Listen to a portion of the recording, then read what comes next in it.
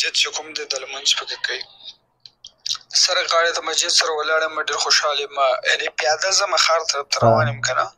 نو چې کله درود شریف وایم نو زه الوزم، په هوا یم، نو په هوا روان یم. د لاس په حرکت باندې اشاره کوم، هماغه طرف ته زه په هوا تاوېږم، هغه طرف ته زه حرکت کوم. په هوا یم، هماغه طرف ته زه روان یم. یعنې چې کوم ځای وغواړم چې دې طرف ته لاړ شم، بس په هوا روان یم هماغسې. چې کله درود شریف زه پرېږدم که نه او ویلې بند کړم، نو بېرته ښکته سم، بیا پیدل تګ کوم. چې کله درود شریف شروع کړم نو په هوا سم، بعد له هغه ځای ته زه په هوا کې حرکت کولی شم. بسم الله الرحمن الرحیم. السلام علیکم ورحمت الله وبرکاتو. ګرانو ورونو او خویندو، دا یو خوب ده، یو ورور لیږلی ده تعبیر لپاره. انشاءالله دا خوب تعبیروو. الحمدلله رب العالمین والعاقبة للمتقین والصلاة والسلام علی اشرف الانبیاء والمرسلین محمد وعلى آله وصحبه اجمعین. هیله کوم چینل سبسکرایب کړئ، لایک او شیر کړئ. انشاءالله دې کې خیر ده او د خوبونو تعبیر آخره زمانه کې د مسلمان ته ډېره ګټه رسوي. هر څوک خوبونه ګوري، نو که تاسو هم چېرته خوب کتلی وي نو د تعبیر خواب لقماني پیج ده، فیسبوک پیج ده، مسنجر له لارې نه هلته تاسو لیکلی هم شئ او آواز ریکارډ کولی شئ، ما ته لیږلی شئ. واتساپ نمبر مې اوس فعلا لپاره غیر فعال ده، بلاک شوی ده. انشاءالله هغه به هم فعالېږي.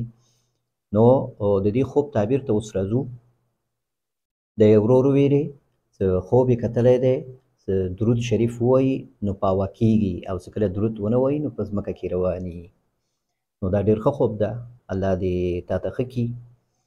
او دا ستا همغه حالت ښیي چې ستا حالت الله تعالی داسې جوړ کړی دی چې ته لکه دینداري کوې، ځوان او دینداري کوې، او په دې کې تا ته ډېر زیات خیر ده. ستا الله تعالی ستا قدر او عزت زیاتوي. په هوا کېدل په خوب کې دا ډېر ښه تعبیر لري. په هوا کېدل، څوک په هوا کې ګوري خپل ځان چې په هوا کېږم او بیا کنټرول وي په ځان باندې چې سره لګېږي نه، د کوزېدو امکان هم وي، ډېر زیات جګېږي هم نه. که ډېر زیات انسان خوب کې په هوا شوي، ډېر زیات اوچت شوي، نو دا بیا صحیح تعبیر نه لري، دا په مرګ باندې هم تعبیرېدلی شي. خو په اندازه باندې انسان په خوب کې ګوري چې په اندازه باندې د اوچت شوي په هوا ته او رواني، نو دا ډېر ښه تعبیر لري. په عزت باندې تعبیر کېږي، په تقوا او په درجو باندې تعبیر کېږي چې انسان ته الله تعالی نصیب کوي. په تقوا باندې درجې نصیب کوي، د انسان درجې اوچتوي، عزت د انسان زیاتېږي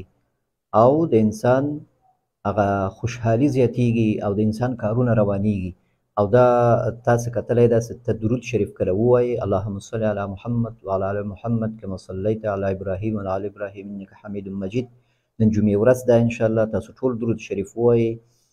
جمعې په ورځ باندې درود شریف ډېر زیات ثواب لري. نبی علیه السلام قبر ته، روضې مبارک ته وایي، د درود ملایکې مقررې دي، هغوی د درود اخلي او هغه روضې ته یې ورځي او نبی علیه السلام ته وایي چې د فلاني کس، د فلاني زوی، د فلاني قوم تا باندې درود شریف وویلي. نبی علیه السلام یو کاغذ یو قلم راواخلي، وایي دغه نوم ولیکي، ځان سره ثبت کړي چې دا کس په ما باندې درود شریف ویلی ده. نو دا بیا داسې ځان سره وایي کېږي. نو دا حدیث شریف کې راځي.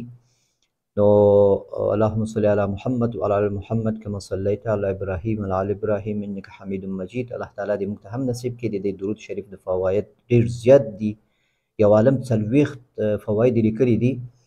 تقریبا د درود شریف څه په دې باندې انسان چې کله درود شریف وایي نو دې سره هغه د نبي علیه السلام کوم حق په موږ باندې ده، زموږ لپاره کوم تکلیف یې تېر کړی ده، چې دا د الله دین یې موږ ته رسولی او تکلیف یې تېر کړی ده په ځان باندې، هغه حق په دې باندې ادا کېږي. د امتیتوب حق ادا کېږي په درود شریف باندې. د ماښام د شپې نه شروع شوی ده، بیګا نن جمعې ورځ ده، د ماښامه پورې دا د درود شریف فضایل ډېر زیات دي. مونځ کې موږ وایو، هر وخت یې وایو، خو دغه جمعې په ورځ او د جمعې شپه باندې دې کې د دې فضایل ډېر زیات راغلي دي. نو دا ورور هم څه خوب یې کتلی، نو الله دې ورته ښه کړي او ډېر ښه تعبیر لري.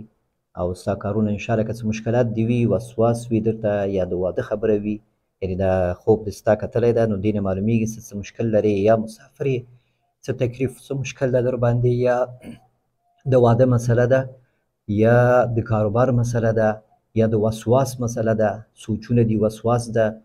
نو په دې ټولو کې تا ته د الله تعالی لخوا همدغه خوب ښودل شوی ده، تا ته رهنمایي شوی ده چې ته باید درود شریف ډېر ووایې. دا ستا مشکلات انشاءالله حل کېږي. الله تعالی زموږ ټول مشکلات حل کړي والله تعالی اعلم.